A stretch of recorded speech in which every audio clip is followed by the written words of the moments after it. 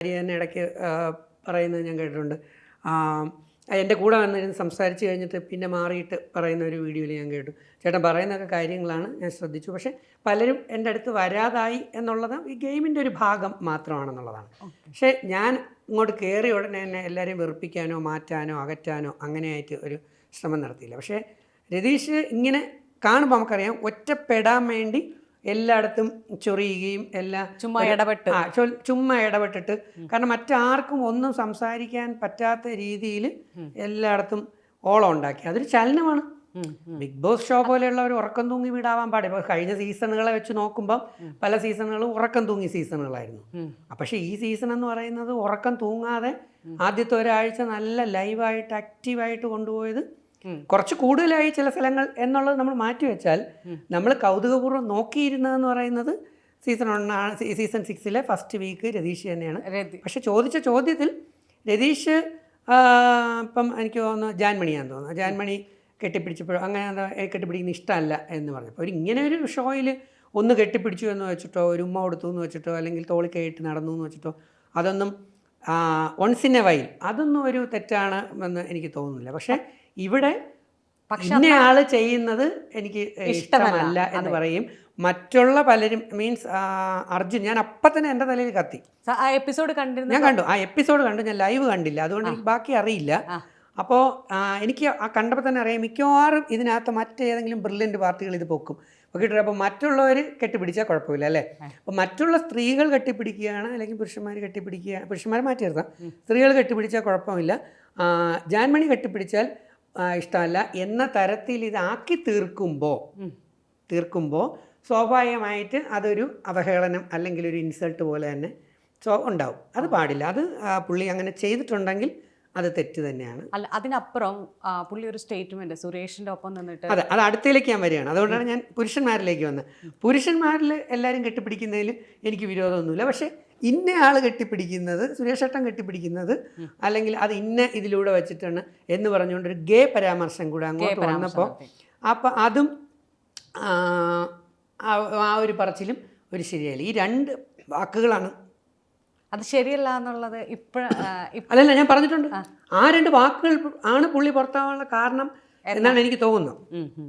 ഈ രണ്ട് വാക്കുകൾ അത് ഇപ്പോൾ പൊളിറ്റിക്കലി ഇൻകറക്റ്റ് ആണ് എന്ന് എപ്പോഴാണ് താങ്കൾക്ക് തോന്നി തുടങ്ങിയത്? ഈ സീസൺ 2 മുന്നേ ആണോ അതോ ആദ്യം മുതൽ? അല്ല, ഒരിക്കലും അങ്ങനെ ഇൻസൾട്ട് ചെയ്യാനായിട്ട് പാടില്ലല്ലോ. ഒരിക്കലും അങ്ങനെ ഇൻസൾട്ട് ചെയ്യാൻ ഒരിക്കലും പാടില്ല. നമ്മൾ ഒരാളിനെ ഇൻസൾട്ട് ഇപ്പം നമുക്ക് ശത്രുതയുണ്ട് അല്ലെങ്കിൽ നമുക്ക് ഇഷ്ടപ്പെടാതിരിക്കുന്ന കണ്ടീഷനിൽ നമുക്ക് അയാളെ ഇഷ്ടം അല്ലെങ്കിൽ ഓക്കെ അത് പറയാം, അത് പാർട്ടാണ്. രണ്ട് എന്ന് പറയുന്നത് ഇപ്പം ഇങ്ങനെ ഇതൊരു പബ്ലിക് പ്ലാറ്റ്ഫോമാണ്. പബ്ലിക് പ്ലാറ്റ്ഫോമിലും പബ്ലിക് പ്ലേസുകളിലും നമ്മൾ കാണിക്കേണ്ട കുറേ സാമൂഹ്യ മര്യാദകളുണ്ട്. നമ്മളിപ്പം ബാത്റൂമിൽ ഇടുന്ന പോകുന്ന ഡ്രസ്സ് അല്ലെങ്കിൽ ബീച്ചിൽ ഇടുന്ന ഡ്രസ്സല്ലല്ലോ കോളേജിൽ പോകുമ്പോൾ ഇട്ടുകൊണ്ട് പോവുക. പല പാർട്ടിക്ക് ഇടുന്ന സാധനം ആയിരിക്കില്ലല്ലോ നമ്മൾ വേറൊരു ടെമ്പിളിലേക്ക് അല്ലെങ്കിൽ ദേവാലയത്തിലേക്ക് പോകുമ്പോൾ. അപ്പം അതുപോലെ തന്നെ നമ്മളെ സംബന്ധിച്ചിട്ട് ഒരു സാമാന്യ ബോധം അല്ലെങ്കിൽ പൊതുബോധം എന്ന് പറയുന്ന ഒരു സാധനമുണ്ട്. ബിഗ് ബോസിൽ ഇപ്പം ഒരു പ്രണയം നടന്നിട്ടുണ്ട്. അപ്പോൾ അതിനെതിരെ എവിടെയൊക്കെയോ കമന്റ് കണ്ടിരുന്നു, ഈ പ്രണയം സത്യമല്ല അല്ലെങ്കിൽ ഈ പ്രണയം ഇങ്ങനെയൊക്കെയാണ്. എന്റെ ശരണ്യ, അതിന് എതിരെ കമന്റ് ഇട്ടു. ഞാൻ പ്രണയത്തിനെതിരല്ല, അവരുടെ പ്രണയം. പക്ഷെ പൊതുബോധവും ഒരു വകതിരിവും ഉണ്ടാവണം ഒരു പ്രണയത്തിന്. മനസ്സിലായി? എൻ്റെ സീസണിലും ഒരു പ്രണയത്തിൻ്റെ ഒരു സാധനം വന്നു. എന്നോടൊപ്പം പ്രണയിക്കാനായിട്ട് എൻ്റെ സുഹൃത്ത് ഒരാളെൻ്റെ കൂടെ ഉണ്ടായിരുന്നു. ആ പേര് എടുത്ത് തന്നെ പറയാം, ദയയുടെ കാര്യം. ദയ അശ്വതി എന്ന് പറഞ്ഞിട്ട് കണ്ടിട്ടുണ്ടോ? എൻ്റെ സീസൺ കണ്ടിട്ടുണ്ട്. അതിനകത്ത് ദയ എന്ന് പറയുന്നത് പ്രണയത്തിലേക്ക്. അപ്പോൾ അന്ന് ഞാൻ പറഞ്ഞ ആ ഒരു ഡയലോഗ് തന്നെ ഇപ്പം സ്വാഭാവിക സ്പോണ്ടേനിയസിൽ വന്നത് ഒരു വകതിരിവുണ്ടാവണം. പ്രണയിക്കുന്നത് തെറ്റില്ല, മനസ്സിലായി? പക്ഷേ ഇവിടെ ഇപ്പം നമ്മൾ അവരുടെ തന്ത്രം അത് തന്നെയാണ്. ഇപ്പോഴും ഈ പറയുന്ന സൈന ഇൻ്റർവ്യൂവിൽ, നിങ്ങളുടെ ചാനലിൻ്റെ ഇൻ്റർവ്യൂവിൽ ശരണ്യ കറക്റ്റ് ആ ചോദ്യം കൊണ്ടുവന്നപ്പോൾ അതിൻ്റെ അർത്ഥം അവർ രണ്ടുപേരും വിജയിക്കുന്നു എന്നാണ്. മനസ്സിലായില്ലേ? ഇപ്പം ബിഗ് ബോസ് ഹൗസിലേക്ക് നമ്മൾ പോയാൽ പലരും ജാസ്മിൻ ഗബ്രി ഈ ചർച്ചയേ ഉള്ളൂ. അവരുടെ ടെക്നിക്കും അത് തന്നെയാണ്.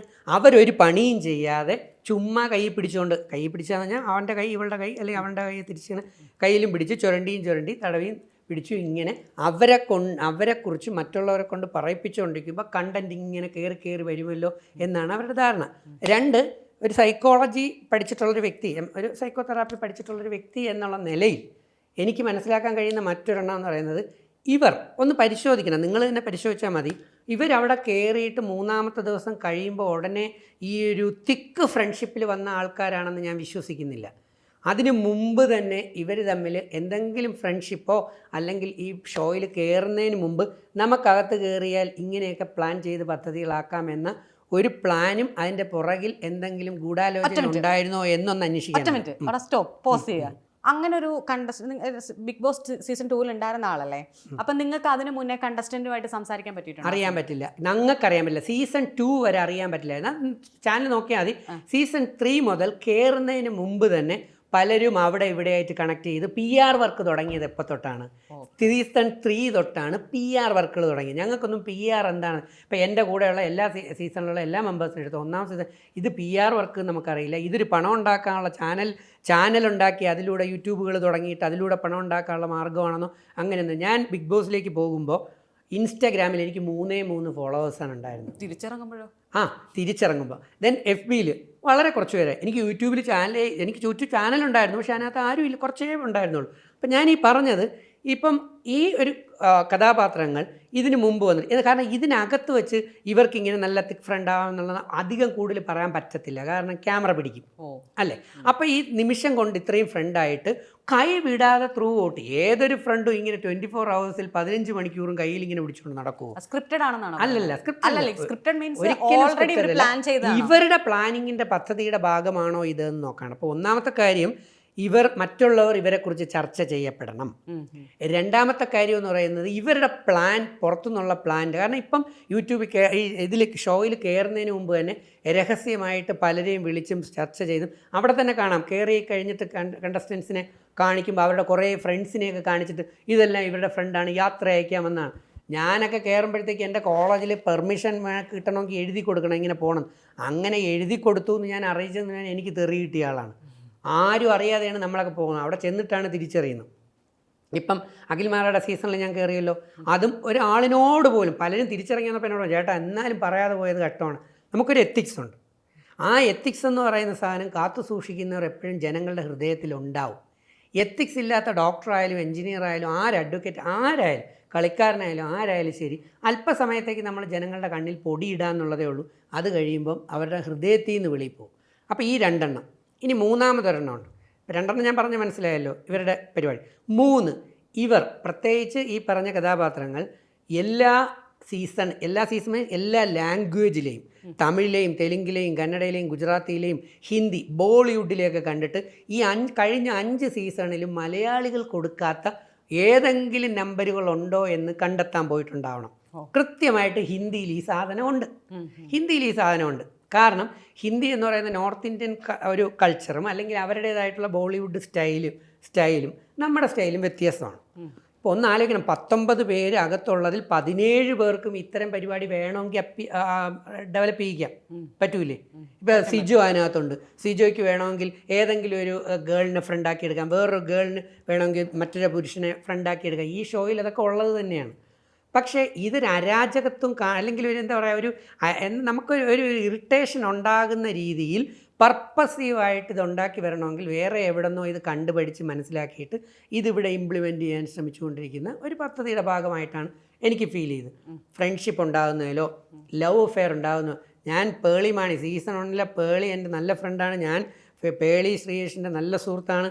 അവരുടെ ആ അഫെയറും അവരുടെ മാരേജും ഒക്കെ അപ്രീഷിയേറ്റ് ചെയ്യുന്ന ആളാണ്. 2 കമ്മ്യൂണിറ്റിയിലുള്ളവരായിരുന്നു അല്ലേ? പേളിമാണി ക്രിസ്ത്യൻ കമ്മ്യൂണിറ്റിയിലും മറ്റേത് ബ്രാഹ്മിൺ ഹിന്ദു ആ കമ്മ്യൂണിറ്റി, അതൊക്കെ അപ്രീഷിയേറ്റ്, കാരണം അതൊരു ക്വാളിറ്റി ബിഹേവിയറിൻ്റെ ഭാഗമാണ്. ഇവിടെ സംബന്ധിച്ച് വന്നപ്പോഴത്തേക്ക് ഇതിനൊരു ക്വാളിറ്റി കാണാൻ പറ്റുന്നില്ല, ഒരു മഹത്വവും കാണാൻ പറ്റുന്നില്ല. ഏത് സമയം തന്നെ ഒരുത്തരെ കൈ പിടിച്ച് ഇവിടെ വെച്ചുകൊണ്ട് ഇങ്ങനെ അങ്ങോട്ടും ഇങ്ങോട്ടും ഒരു പണിയും ചെയ്യാതെ നടക്കുക, അവിടെ ഇവിടെ കുത്തിപ്പിടിച്ചിരിക്കുക, പറ്റുമ്പോൾ മാത്രം പോയി ചെയ്യുക എന്ന് പറയുമ്പോഴത്തേക്ക് എനിക്കതിനകത്തൊരു മഹത്വവും കാണാൻ പറ്റുന്നില്ല.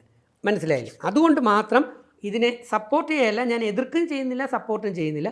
പക്ഷേ ഇത് ഒരു എന്താ പറയുക, അത് സ്വയം തൻ്റെ നാശത്തിൻ്റെ കുഴി. പിന്നെ ഒരെണ്ണം കൂടെ ഉണ്ട് കേട്ടോ ഇതിൽ. ചിലർക്ക് എനിക്ക് തോന്നുന്ന ജാസ്മിനാണെന്ന് തോന്നുന്നു, അവരുടെ യൂട്യൂബിൽ മില്യൺസ് ഫോളോവേഴ്സ് ഉണ്ട്. മനസ്സിലായി? ആ മില്യൺ ഫോളോവേഴ്സ് സ്വാഭാവികമായിട്ട് കയറുന്നതിന് മുമ്പ് ധരിച്ചിട്ടുണ്ടാവാം ഇത്രയും എന്താ ബ്യൂട്ടി പ്രോഡക്ട്സ് ഏതൊക്കെ ഞാനൊന്നും കാണാറൊന്നുമില്ല, പലരും സോഷ്യൽ മീഡിയയിൽ വരുന്നതുകൊണ്ടും പബ്ലിക് പ്ലാറ്റ്ഫോം ആയതുകൊണ്ട് നമുക്കിത് കാണാനും ചർച്ച ചെയ്യാനും റൈറ്റ് ഉള്ളതുകൊണ്ട് നമ്മൾ കേൾക്കുമെന്ന് പറയുന്നു. അത്രയും ഫോളോവേഴ്സ്. അപ്പം ഇത്രയും ഫോളോവേഴ്സ് കൊണ്ട് ഇപ്പം ഞാൻ കയറിയ സീസണിലും എൻ്റെ എതിരാളിയായിട്ട് വന്നിട്ടുള്ള ഒരു ഫോളോവർ ഉണ്ട്, ഒരു കോണ്ടസ്റ്റൻ്റ് ഉണ്ട്. അയാൾക്ക് മില്യൺസ് ഫോളോവർ ഉണ്ടായിരുന്നു. അതിൻ്റെ പേര് ഞാൻ പറയുന്നില്ല. പലപ്പോഴും എനിക്കെതിരെ തന്നെ പ്രവർത്തിച്ചുകൊണ്ടിരുന്ന അദ്ദേഹത്തിന് മില്യൺസ് ഫോളോവർ ഉണ്ടായിരുന്നു. അപ്പോൾ ഈ മില്യൺസ് ഫോളോവർ ഉണ്ടാകുമ്പോൾ സ്വാഭാവികമായിട്ട് നമുക്കൊരു ധാർഷ്ട്യം ഉണ്ടാവും. ഇപ്പോൾ എൻ്റെ യൂട്യൂബ് ചാനലിനകത്ത് 40 ലക്ഷം, 4 മില്യൺ അല്ലെങ്കിൽ 35 ലക്ഷം അല്ലെങ്കിൽ 15 ലക്ഷം ഫോളോവേഴ്സ് ഉണ്ടാകുമ്പോൾ ഞാൻ ധരിക്കുന്നത് എന്താ, ഞാൻ അങ്ങോട്ട് കയറിയ ഉടനെ ഇവരെല്ലാവരും കൂടെ എന്നെ അങ്ങ് സപ്പോർട്ട് ചെയ്യുമെന്നാണ്. പക്ഷേ എൻ്റെ ഒറിജിനൽ സ്വഭാവമാണ് അവിടെ കാണുന്നത്. ഞാൻ എൻ്റെ യൂട്യൂബിൽ മാർക്കറ്റിംഗ് വരുമ്പം തേൻ പുരട്ടിയ ചുണ്ടുകളിൽ തേൻ ഒട്ടിച്ച തേൻ തേച്ച നാക്കുകൊണ്ട് നമ്മൾ പറഞ്ഞായിരിക്കും ഈ പ്രോഡക്റ്റ് അല്ലെങ്കിൽ നമ്മൾ കാര്യങ്ങൾ അവതരിപ്പിക്കുക. ഞാൻ എൻ്റെ ചാനലിൽ വന്നിരുന്ന ഈ പോക്കൃത്തരവും കാണിച്ച് വായി തോന്നിയ തെറിയും വിളിച്ചൊരു തരം അലറി ബഹളം വെച്ചിട്ട് എൻ്റെ ഒറിജിനൽ സ്വരൂപം ഞാൻ കാണിക്കില്ലല്ലോ. കാണിക്കുമോ? ഇല്ല. ഞാനവിടെ ഏറ്റവും എങ്ങനെ ആയിരിക്കും മൂടുപട ഇട്ട രീതിയിലേ നമ്മളവിടെ ഇരിക്കത്തുള്ളൂ. അപ്പോൾ അവിടെ ഇരുന്നുകൊണ്ട് കാണിക്കുമ്പം ഞാൻ പറയുന്ന പ്രോഡക്റ്റ്സ് ഒക്കെ നല്ലതായിട്ടും ഞാൻ പറയുന്നതായിട്ടും നല്ല വ്യക്തിയായിട്ട് മനസ്സിലാക്കാം. പക്ഷേ ഈ ധാരണയിലാണ് പലരും കയറുക. അകത്ത് പോയിട്ട് അവിടെ കാണിച്ചു കൂട്ടുന്ന